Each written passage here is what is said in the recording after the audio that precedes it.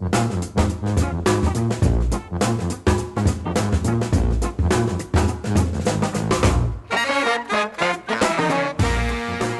everyone, to another episode of What's Working. I'm Cam Marston.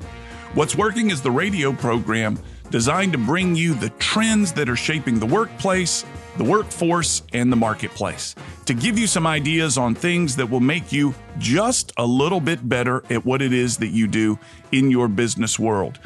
This week, we've got two guests coming in who are 40 under 40 winners from Mobile Bay Monthly. Their backgrounds, their histories, the work they've done have qualified them for this selection. And we did a show like this last year.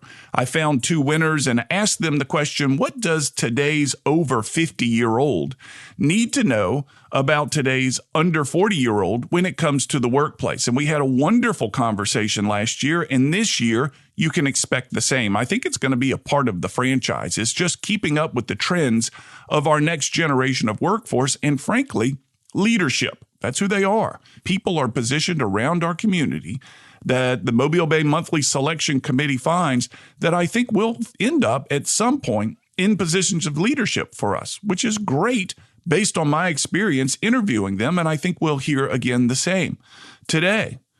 My business for the past 20 some odd years has focused on educating managers, leaders, workplace supervisors on the motivations and the inclinations of the younger elements of the workforce. What they do is come to me and say, Cam, what's going on with kids these days? Help me understand kids these days. We're having a hard time recruiting people. We're having a hard time retaining people. Our sales efforts are struggling when we're targeting people of these ages. And for the past 20 years, I've organized the data to present it to my clients in such a way that they can act on it. And that work continues today. Believe it or not, even on these COVID times, the requests for this content continues. And though I'm not traveling like I once did, it's now over webinars. And goodness knows we're getting used to webinars in my workplace and delivering the content that way. But it was that question of what's going on with kids these days that actually got me into the work that I've been doing for the past 20 some odd years. And we're going to talk about the workplace habits, the workplace behaviors, the workplace trends that we're seeing today and that these two winners are going to make us aware of. And one of the things that I want you to listen for, and I've had this conversation with them, is the purpose and the significance of mission in the work that they do. The significance of having a purpose, a driving purpose for going to work every day. For you and me, maybe it was to pay the bills. For previous generations, it was to pay the bills, I know. But now we're seeing this rise, and I don't think this is a trend. I think this is going on. This is now a fixture, certainly not a fad, of the purpose of the work. And I want you to keep your ears open to that and then reflect on that for your own workplace and your own work. When we come back, we'll have our two 40 under 40 winners, courtesy of Mobile Bay Monthly, and put them on the air. You're listening to What's Working. I'm Cam Marston. We'll be right back.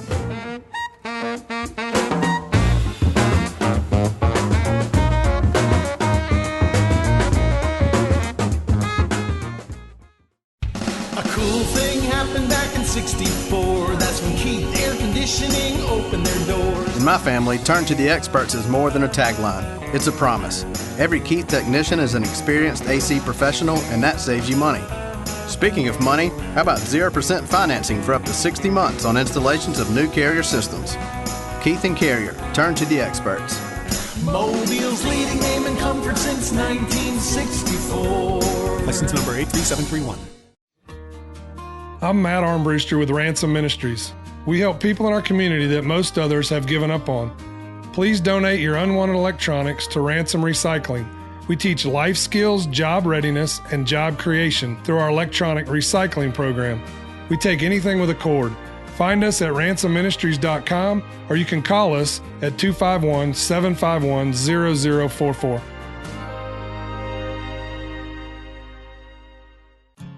Think about how people really see you. The kid at the drive-thru just sees a coffee drinker. Please pull forward. Your local barista sees the person who loves a smiley face in their latte. See you next time. It's kind of the same way with insurance. Other insurance companies just see a customer. But a State Farm agent sees more. They see you as a neighbor. Your State Farm agent is here to get to know who you really are so they can help life go right. Call me, State Farm agent Allison Horner, in Mobile at 666-1616.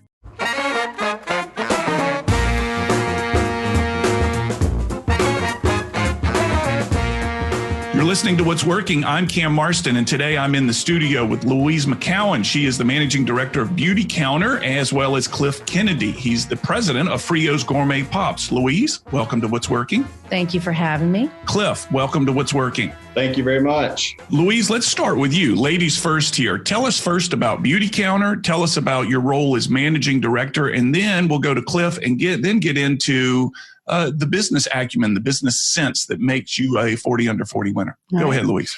So Beauty Counter, the typical thought of a beauty counter is, a department store place where everyone could go and get their precious needs for their skincare products and makeup. And our founder, her name is Greg Renfrew, started Beauty Counter.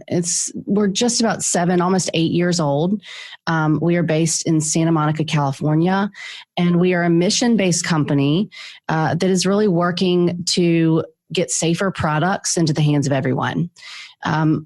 Part of that, yes, is that we provide our Beauty Counter products. They're all personal care products, everything from, actually tomorrow we launched deodorant for the first time, everything from deodorant to lip gloss that includes ingredients that are safer for our human health, and also sourced in a way that's sustainable for the environment, using fair labor practices, et cetera. But we also, part of our platform outside of our own sales of our products is to educate others and advocate for more health protective laws in our country, both in the U.S. and Canada is where we work. So it's not just the products that are friendly. You guys actually have a legislative focus as one of the tenets of your business. Absolutely. It is a major part of our business. And it's actually, it's one of the things that draws a lot of people to us because of our advocacy work. We have an entire team dedicated to our work. And it's not just in D.C. It's not just work there. It's also work on more local levels to really just raise awareness and get all the constituents understanding that we need to make our voices heard to demand more protective laws. Cliff, I don't want to lead you out, but I got to follow up with a question or two on this because this is fascinating. When your new people, Louise, come on and get trained, are they also trained in advocacy? Yes. So surprisingly enough, it's one of the first places where people start. And even for me, when I joined, my background's actually in finance. So I didn't have any background in specific sales, nor in advocacy or education. So for anyone who joins Beauty Counter, they really give us all the tools and resources to start there, but it's definitely hitting all three of those tenets, not just the sales side of it, but how do you start with advocacy and how do you start educating other people of what's cleaner, safer, better. Wow. That's interesting. And it's so many questions spilling out, but I don't want to leave Cliff out. Cliff Kennedy, the president of Frio's Gourmet Pops. Frio's has a nice presence on I-65 here. I saw that not long ago. Pretty new sign. Cliff, tell us about the business. Yeah, so Frio's Gourmet Pops is a franchise operation. We're currently at 49 different territories across the country, covering 13 states and growing. We hope to double that by the end of this year. And so we have a mobile franchise system that we allow it's very simple. So it's basically get a tie-dye wrapped van and you go sell a prepackaged product, which has been perfect for us in a COVID environment.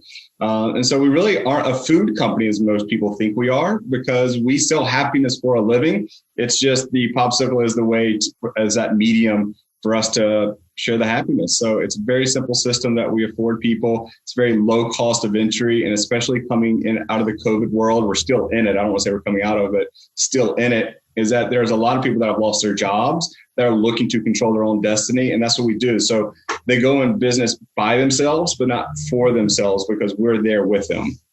Or not for themselves, but we're with them. Are the popsicles available retail anywhere? Or are they only available out of the van? just out of our vans and around brick and mortar locations that we have. Because if I put it in retail, then I'm controlling that business and I'm taking away the business from my franchisees. So we very much want to make sure that we support our franchisees and they have the wholesale capabilities of putting them in grocery stores if they want to, or convenience stores or toy stores, whatever it may be. So we allow them to have that. So you've got 49 franchisees now as a part of your organization. You want to double it by the end of the year. That's really 100 is a big number. It becomes a logistical issue at that point to manage your franchisees. How are you scaling for that? Yeah, so a couple of things. We're actually in a Series A capital raise right now for expansion of our team and plant and equipment that we just need due to the demand we have.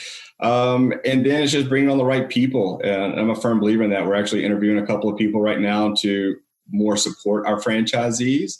And plus, Entrepreneur Magazine comes out tomorrow. We're the number one in our category. So we think that we'll get a lot of publicity around that to really boost ourselves. Now, the story of your business, Cliff Online, of your success, your take on it is that you started as a franchisee and then became the owner of the company because you saw extraordinary opportunity here that wasn't being tapped. Is that the case? Yeah, exactly like Louise said, she was in finance and so she didn't know how to sell. And so a lot of the people, when you become a franchisee of Frios, we were all on an island by ourselves. There was no communication. There was no support mechanisms in place. So I realized the opportunity of a great product, which was first and foremost.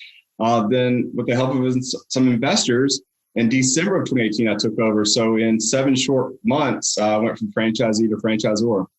Wow, that's an impressive story. And I can see why you've been selected for this honor in the city of Mobile as a 40 under 40 winner. It's a great thing. Here's my audience. So this show now, What's Working with Cam Marston, is now in its 3rd year. And we've learned enough about our audience to know this. It's primarily male. It's primarily 45 years old or older. And they are primarily influencers in their company, meaning they're either the owner, they're the manager, they're the leader. They're looking for the trends that I try to bring out and place in their ears, essentially, when they're in the car or listening to the podcast, that are going to help them do something better at their job, make them a little bit more effective. Louise, let's start this question with you. What do you think let's pick 50, a 50-year-old or older doesn't understand about the 40-year-old or younger that puts this quote unquote generation gap between the two of them? What would you like to tell them right now as they're driving home? So, we all know the power of social media. I mean, it's all the rage and all the talk, and rightfully so, because it's such a tool for connecting us to other people and other, not just prospects in terms to join our company or even be consumers of our products, but like even Cliff is saying, just the connection of people who can really these days work remotely with your company. That's how I end up, even through social media. I leverage it as a way to just meet people and build relationships. Yes, there's all there's a level of social media where it's like the warm fuzzies and the puppies and the cutes and all of that stuff. But there's also a way to work it that it doesn't have to be so time consuming, but it's a way for you to still be building relationships with people in other markets and other areas. I think these days, I work remotely. Within my own team, I'm here in Mobile, right? And so all of my other teammates are all across the US, Canada, all of that. And I just see the power of how well, especially these days with COVID, how well we can work independent of our geographic location. As one of my clients said not long ago, I think the work from home idea, the cat's out of the bag on this thing. Right. It's going to be okay. Like when the Zoom conference rage hit with the beginning of COVID, I'm like, I've been using Zoom for 7 years. Are you kidding me? Like, how's everybody just finding out about Zoom? Yeah. Another tool, there's this, an app called Voxer, and it kind of makes your phone like a walkie-talkie where you can send messages back and forth to people. And I use that with my team. I've been using it for 6 years. And that's one of those things that I tell people. I'm like, oh, have you ever used Voxer before? They're like, what? But it really is. It's about relationships. And that's where using these tools that are available, whether it's social media, Voxer, as Cliff has just introduced us to a whole nother way to reach out to people. I'm sure you'll talk about that. But there are all of these ways to leverage technology that doesn't have to be overwhelming and daunting or time consuming, but can really boost both the depth of your relationships and the breadth of who all you're reaching. Cliff, let's go to you. You've got a manufacturing facility here in town. You've got to be there. People have to be there to put the product together.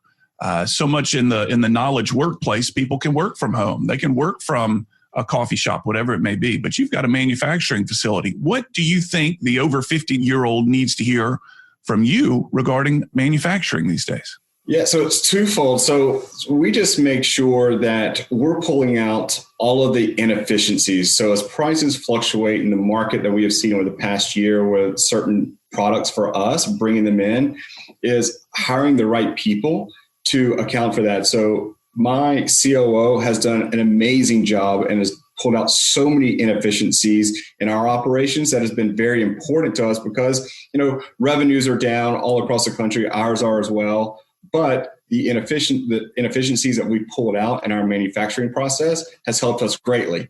Now, how do we scale? I'll go back to kind of what Louise was saying, but LinkedIn is the most valuable resource there is for anyone that wants to grow their business and grow their network. It's not a free platform in a sense of what you need to get out of it, but every person, if you want to grow your business, everyone on the business side is there to connect with. I can't tell you the amount of deals and connections I have made in my industry for not only Frios, which we are a branded product and franchising, but we also private label for retailers all across the country that we can't talk about due to NDAs. But the resources and the people that I've found on LinkedIn have brought tremendous value to our company.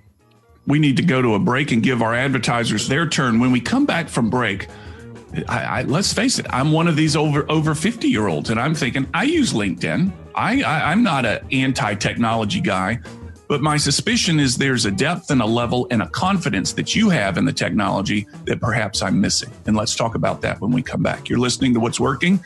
I'm Cam Marston. We'll be right back.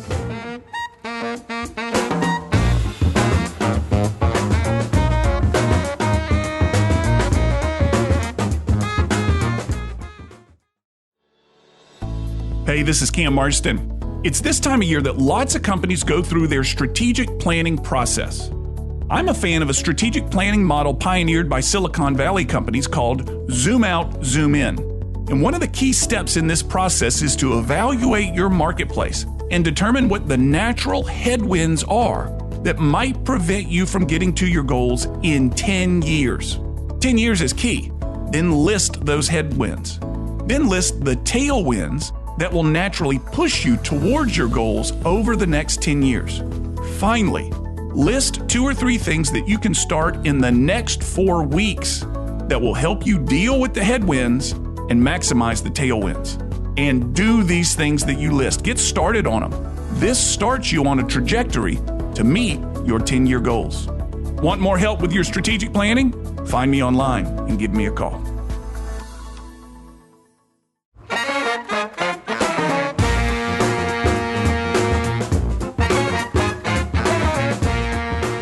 We're back. You're listening to What's Working. I'm Cam Marston in the studio today with Louise McCown. Louise, am I pronouncing that right? Is it 2 syllables back there or is it 1? It's very confusing because there's no A or I or anything, but it's Louise McCown. Louise McCown, the managing director of Beauty Counter, and Cliff Kennedy, the president of Frios Gourmet Pops. They're both based here in Mobile. They've both been selected this year as a 40 under 40 winner. The conversation, what do I, an over 50-year-old guy, need to understand about the 40-year-old and younger in the workplace today? Prior to the break, you both had articulated the power of social media and technology to develop relationships, to seal deals, you said, Cliff.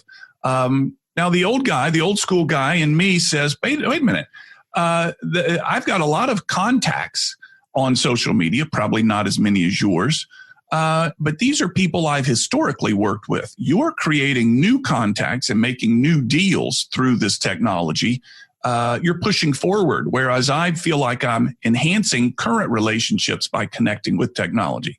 So tell me how you find these people. How do you push forward? Give confidence to a guy like me that making a new connection online is something I can pursue and do business with. Louise? Well, I think the number one thing to do is be bold and ask questions. I mean, I think a lot of people are scared to ask, who do you know who could help me in this? And I think that we kind of in social media, you skirt around things and you skirt and like your family looks great and I hope everybody's well, but you don't go any further to ask, how can you help me? And even to the point of asking people, in a crazy way, but for a favor, sure. And tell them what it would mean to you, of saying, I'm really looking to broaden this part of my business. Do you have any friends that come to the top of your mind that would really connect with that? So you're asking these of people that either both and don't know well. That's right. That you may have made connections with only by clicking on them. I think the reality is that in our lives, there are so many gatekeepers in our lives. And whether it's someone that you know really, really well or someone you've maybe just made a general acquaintance with, it's all about who they know, who could really be the next fit for a new hire for you, a new customer for you, or who might be the next gatekeeper to something even bigger. Yeah. Cliff, what about you? How is social media? How are you utilizing it? You've told us that LinkedIn is the best tool that you have available. Go expand on that, if you will. Yeah. So for me, I've got two focuses. So it's either I'm trying to find potential franchisees or I'm trying to find private label companies that they will let me private label their pops for them. So how I start out is we all need a dopamine hit. I mean, you want hundreds and thousands, and I'm sure you have millions of people that listen to your show on a weekly basis. So what do you like? You like the likes, you like the comments and everything else. So if I'm trying to connect with someone, I'm not immediately going for an ask. I'm going to go look at their content that they're putting out, like what they just posted, or put a comment out there. Hey, I really appreciate this. We'll use this in our company, or I really appreciate, show them and put a little streaming content out there for them of, hey, like their comments over the next couple of days that they're putting out there, and then connect with them. So it's not necessarily, hey, I would love to make private label pops for you, or I want to do business with you. They see that you're following them and really appreciate what they're putting out, because we all want to be appreciated. The content we put out, we do want the likes and everything else. So that's kind of what I've been doing. And so it's hacking the system. So if you want brand awareness, go out there and find the person that's writing articles in your space. And I've been commenting on, hey, great article. I really appreciate this. Send them a message. I appreciate the content you're putting out. And this afforded me opportunities to be in magazines and get interviews that I have coming up that I would have had to pay for, but just showing appreciation for what they're doing, again, gets past the gatekeeper and shows appreciation. And in return, they'll write an article or whatever it may be about you. So flattery, your first step is flattery. Flattery is the most sincere form of flattery. Yeah. Just everyone wants to show that their content is being read and being valued and you're reading it. Perfect. There you go. Yeah. I tell my teammates all the time, just pretend that everybody is wearing a button that says, make me feel special. Sure. And so it on a bare minimum, yes, give them a compliment. Well, I would say that the older guys in the room, me, flattery's always been the case forever. But my suggestion, or my thought is, maybe the venue through which you're offering it is not my first indication of what to do. So technology, better utilization of technology. Let's go back to the question again and pick something else. You got an audience full of people right now who are, many of them, over 45, over 50 years old. There's often a conversation around the generation gap, kids these days, and you're not exactly kids these days, either of you. Both of you have multiple children, so you couldn't accuse you of being kids these days. But what do you think the 55-year-old doesn't understand about the 35-year-old other than technology? What's next? Louise? I remember watching I think it was a TED Talk. There's with Simon Sinek. Yeah.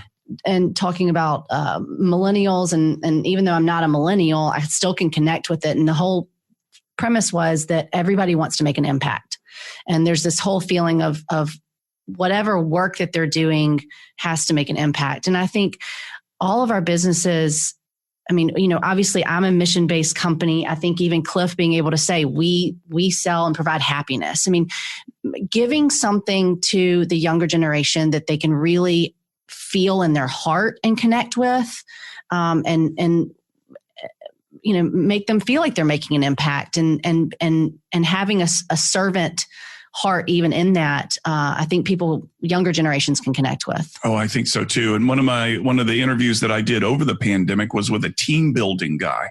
And one of the things that this was back in March, but one of the things he says that has resonated with me still is you've got to ennoble the effort. Yeah. Whatever your people are doing, and this is not generational or age-based, but whatever they're doing, make sure you ennoble the effort, that what they're doing is for a cause bigger than themselves. Mm-hmm. And it only takes a moment to sit down and figure that out and then begin to articulate it on a regular basis.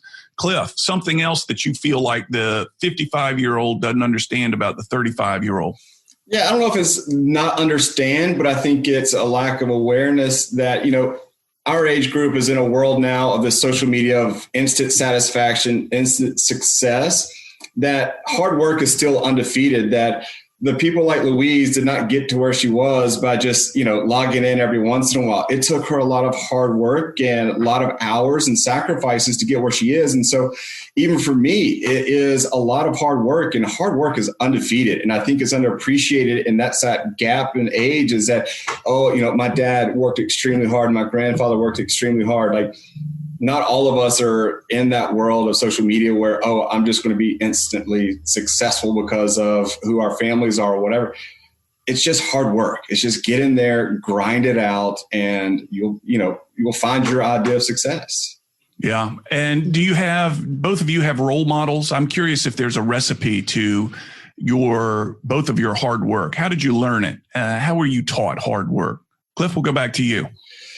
Yeah, mine started out, my grandfather started our family business out of the trunk of his car with the 8th grade education and grew it to be very successful. And my mom now owns that business. And so it's just that hard work that they all put in to be successful for their family. And on the other side of the family was Mayor Mitchell. I'm very lucky to be a part of his family and everything with my wife, and saw his work and everything that he put into this community is that driving force to not only work hard and grow a successful business, but is giving back to the community as well. Yeah. Louise, where did you learn your work ethic? I think I learned like him. I mean, I have a lot of family members, I think, who laid a great foundation for me, but I definitely, my dad was just very instrumental. I mean, he had a harder childhood growing up, but it was learning that just grit and resilience, that and managing expectations, just like Cliff is talking about, of knowing that nothing, success, gratification, all that, it's not always going to be instant. And so you do have to keep building on it. I mean, I even in past parts of seasons of my life and other careers, I was one of those who was working nonstop. I don't remember there ever being a break between when I got to just have a moment to breathe.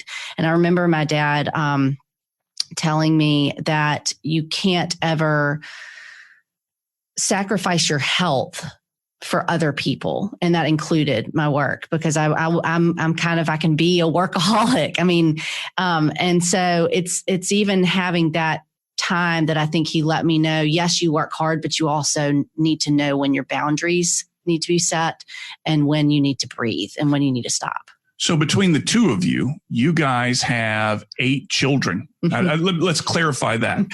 It sounds like you guys have 8 children together, and that's not the case at all. But Cliff, you're the father of 3. Is that correct? That is correct. And Louise, you've got 5.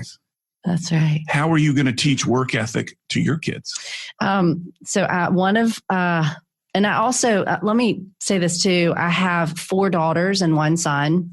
And one of the things that I'm most passionate about is empowering women to understand what is possible for themselves, but also understand even have a little bit of fiscal financial awareness within their own families. And so that's something, even not just the work ethic, but I'm really intent on teaching my children about financial security, but just making prudent business decisions, especially for my girls. Yeah. And so, I mean, we got the chore charts, we got all that stuff. I don't just give my kids an allowance or anything. I mean, there are certain expectations that they have of like, welcome to the family. This is what you have to do. You don't get paid for it. Right. And then we have other things that are truly chores, but I mean, part of my business, I mean, I work from home, right? And so my kids, and actually my oldest 3 are homeschooled right now as well. So they see me every day in the trenches, whether it's me on the phone. I think so much of it is just modeling for them what it takes, the good, the bad, and the ugly, even the hard stuff. A wonderful quote that always plays in the back of my mind is that a child will never fail to criticize his or her parents. However, they'll also never fail to imitate them.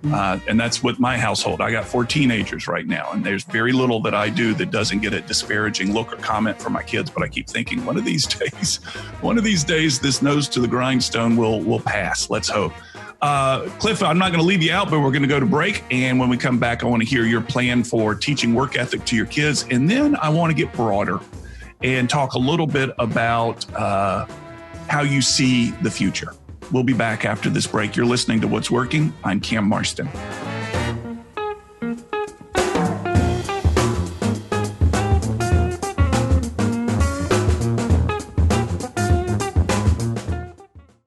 Hi, I'm Cam Marston, host of What's Working. My Carrier Infinity system is quiet, energy efficient, and runs like a dream. To keep it running smoothly, I rely on a maintenance plan from Keith Air Conditioning. With a Keith maintenance plan, your home or business receives discounts and 24/7 priority service. Give Keith Air Conditioning a call today at 251-476-3610 or visit keithair.com. Keith and Carrier. Turn to the experts.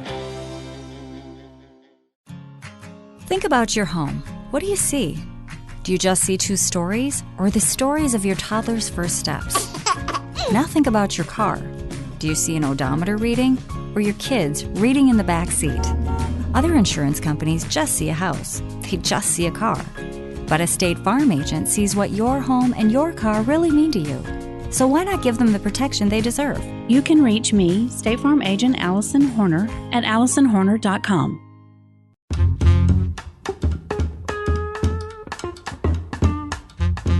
It's Cam again. Each Friday, my 3-minute commentaries called Keeping It Real are broadcast on Alabama Public Radio at 7:45 a.m. and 4:45 p.m. For 3 years, I've shared my thoughts and insights on the world and on life as I watch it go on around me. They've won a few statewide and national awards, and I really enjoy them. My goal for the commentaries? I simply want them to make you nod at something that you recognize or smile, or maybe chuckle to yourself. Our world faces a shortage of good intentions these days, and my Keeping It Real commentaries are my effort to help fill this void. Search for Keeping It Real with Cam Marston in your Facebook search bar or on your favorite podcast app, and I hope you enjoy them.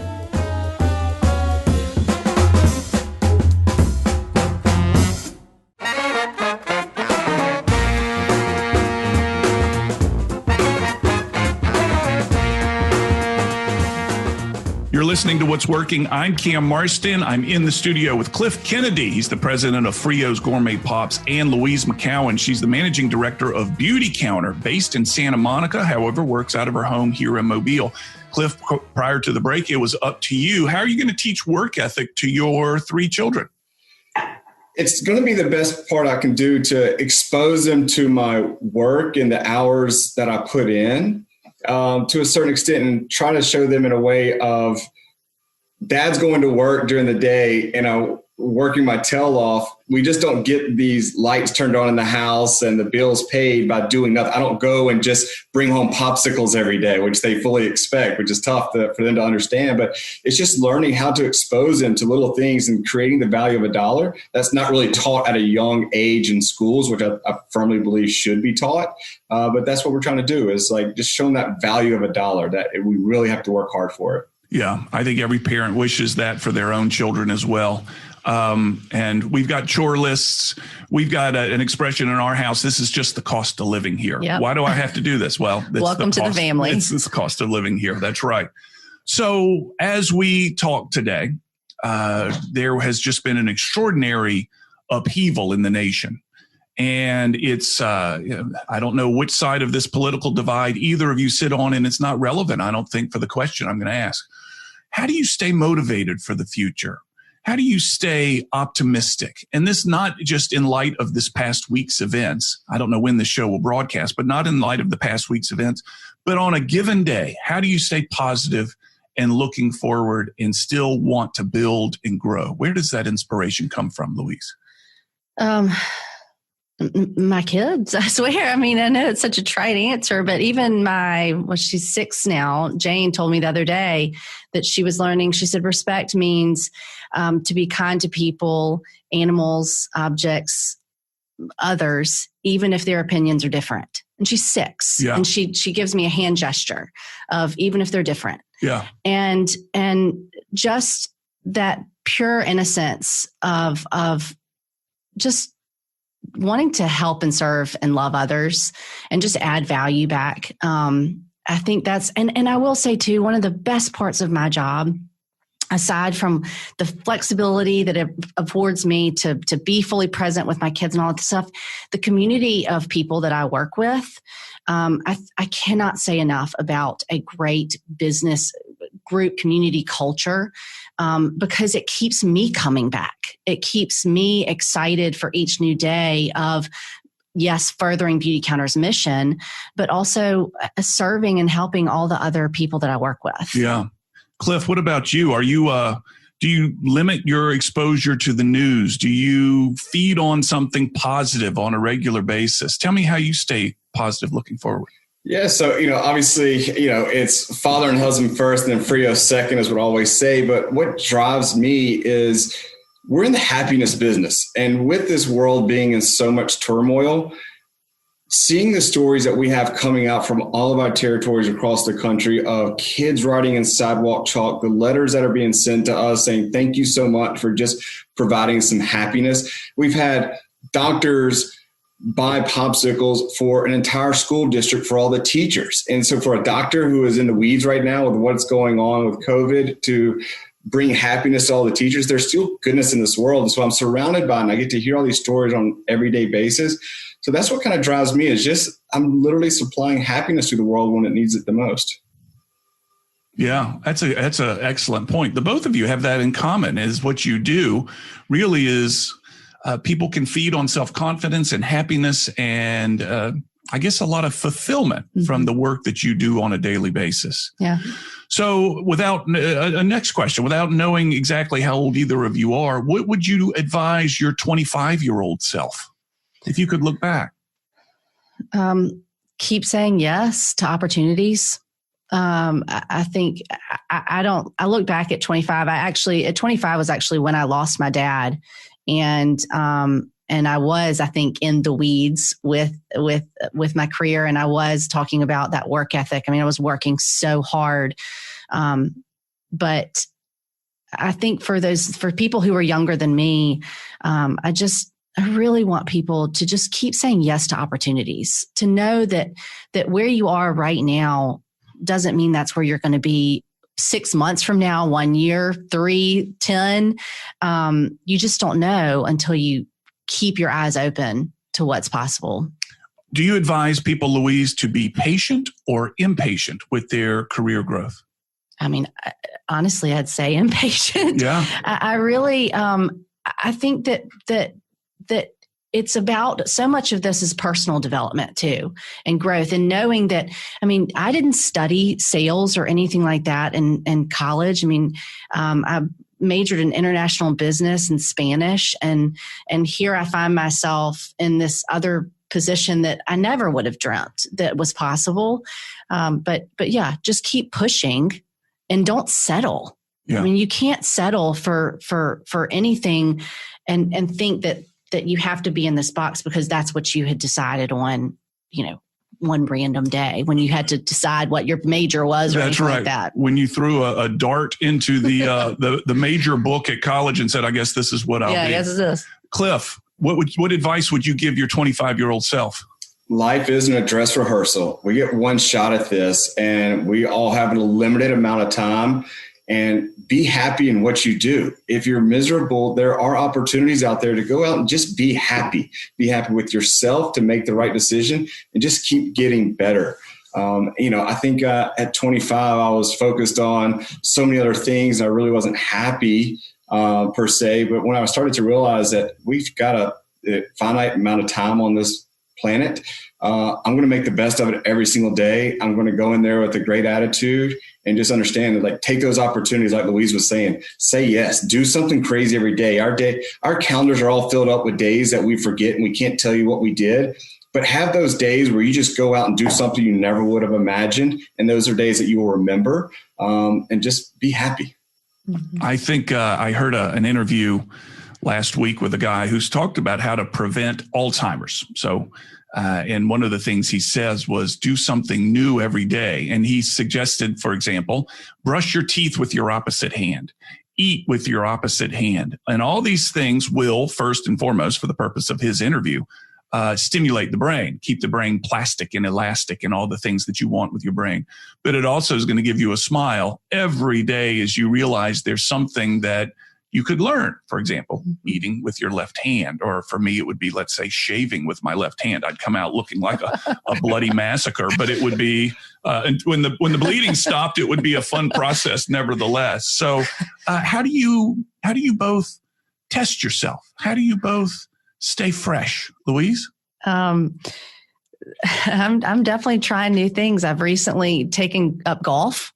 I actually played for a year in high school and I haven't played in over 20 years. And so, my husband loves golf and I'm like, well, how do I get all my kids out of the house? Let's go do something.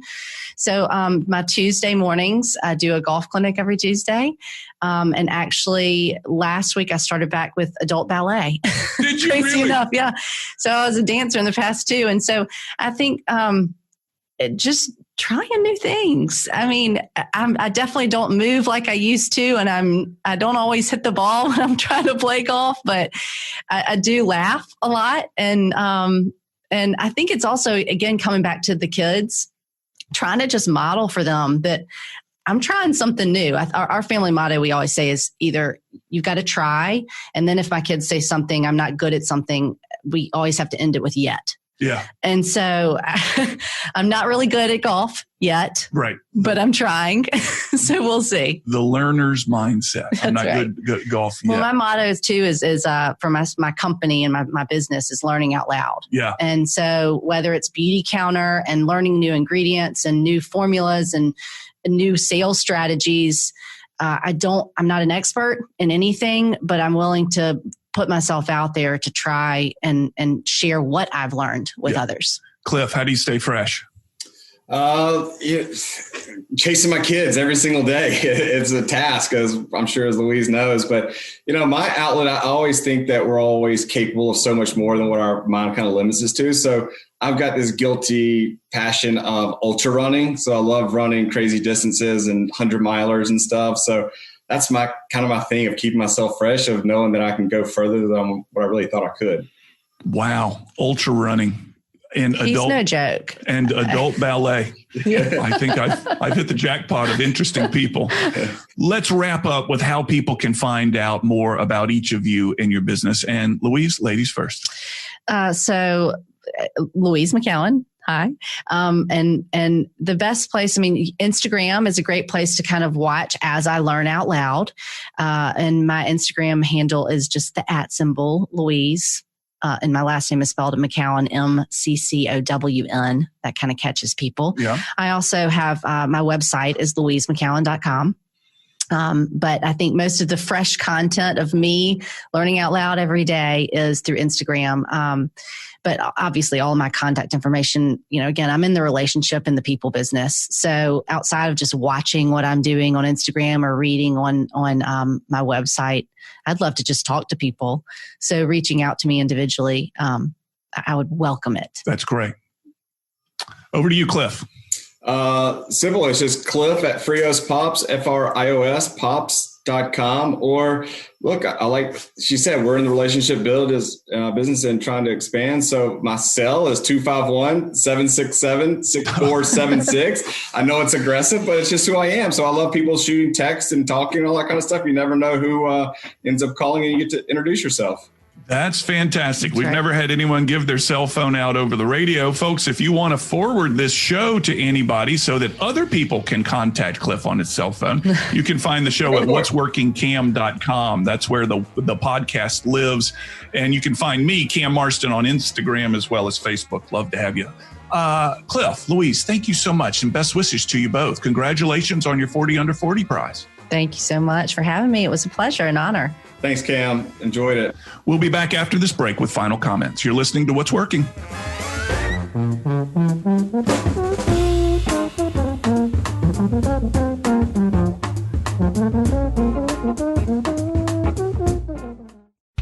cool thing happened back in '64. That's when Keith Air Conditioning opened their doors. And ever since then, they've earned your family's trust, fixing your AC when it bites the dust. So call Keith Air Conditioning, they're number one. Keith Air Conditioning, they get it done. Award-winning service, done with pride. With Keith, you're gonna sleep in comfort tonight. 3 generations and 2 names you can count on, Keith and Carrier. Hi, this is Brent Keith. Turn to the experts is not just a tagline in my family, it's a promise. Every technician is an experienced air conditioning professional. Their money-saving experience and expertise diagnoses your problem accurately and efficiently. Speaking of money, we're offering $25 off our introductory price for a total comfort maintenance plan. And ask about our specials on new Carrier systems. Keith and Carrier, the experts you turn to. Mobile's leading name in comfort since 1964. License number 83731.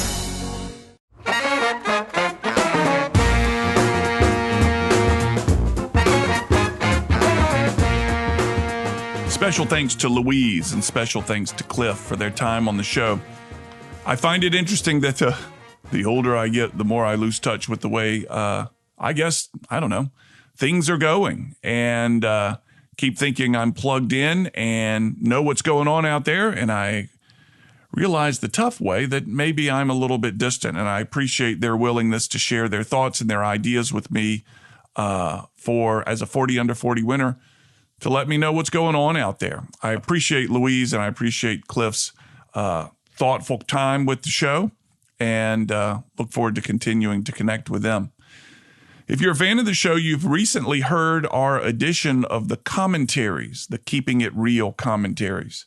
These air twice a day on Fridays on Alabama Public Radio, and the kind folks here at FM Talk 106.5 have allowed me to begin talking about them and airing them on their show. They've told me they're fans of them. They welcome them on the show, and I thought I'd add one today. One of the things that COVID has taken away from so many of us is the ability, or it's the ability to shake hands. We just can't do it anymore like we used to. And a fist bump and an elbow tap and whatever we call these things, wing swings, I've heard them referred to as we swing out our elbows and touch the other person, just don't seem to communicate the same amount of content that a traditional good old-fashioned solid handshake does. So my most recent commentary on NPR, or Alabama Public Radio, is on what's lost when we can't shake hands. And you'll hear that now. I appreciate it. If you want to find more of these commentaries, search for Keeping It Real with Cam Marston in your Facebook search bar, or find your favorite podcast where you can download these Keeping It Real with Cam Marston commentaries. Enjoy today's about shaking hands. In today's episode of Keeping It Real, Cam tells us he's struggling with the fist bumps and the forearm touches that COVID has started. What he needs to do is shake your hand. A firm squeeze, but not too firm. About a 4 on a scale of 5. Pump up and down twice, maybe 3 times. Relax. Square your shoulders and face the person. Make eye contact. Smile. This is how I've taught my children to shake hands. While you're shaking, I tell them, say, good to meet you, or nice to meet you. Remember this stuff, I say. Handshakes matter. They say a lot. The handshake ritual lasts about 5 or 6 seconds, and that short moment shapes a lot of impressions about someone. And while this may not be fair, my 50-plus years of living has taught me that the cues from a handshake offer pretty good insight into the person connected to that hand. These COVID fist bumps or touching elbows offers none of the same information. Here's what I notice. How eager are they to shake? Too eager? That's a greedy politician about to ask for something they haven't earned. Avoid the handshake? That's low self-confidence, not a go-to person. Is it a fingers-only shake? A fingers-only shaker, male or female? Well, my goodness. The impressions made by a fingers-only shaker last forever, and none of them are good. Do they pull me towards them to show dominance and superiority, or do they squeeze too hard? Both of these are people trying to hide a fragile ego. These people are usually easy manipulatable, and you wonder who their puppet master is. Do they square their shoulders when we shake? That's self-confidence. I like that. Do their face and their voice mirror their words when they say, nice to meet you? If yes, they're living in the moment. They're truly present. I like that too. Do they put their left hand on top of yours? That's patronizing, treating me like I'm of a lower station, and that their handshake should be the highlight of my day. Is the hand muscular, calloused, maybe from a gym, from working in their yard or their garden, in a warehouse or a farm? A hard, calloused hand tells me they know physical work and, likely, no humility. The most arrogant people I've ever met all had soft, fleshy hands. Without these cues, I'm helpless to form an opinion of others. I know I shouldn't judge, but heck, my assessments of other people based on their handshakes work. Now when I meet people, it's like I'm blindfolded in a blacked-out room with my hands tied around my back, bouncing off walls, not knowing what to think. Are you a hard worker? Are you self-confident? Do you have insecurity or esteem issues? Do you have a puppet master? I don't know. I can't shake your hand. Handshakes matter. And if you and I meet someday, I'll do whatever you want as a greeting. If you give me the choice, though, I'm going to want to shake your hand. I'm Cam Marston, and I'm just trying to keep it real. To hear more of Cam Marston's commentaries, search for Keeping It Real on your favorite podcast app, or find them on Facebook.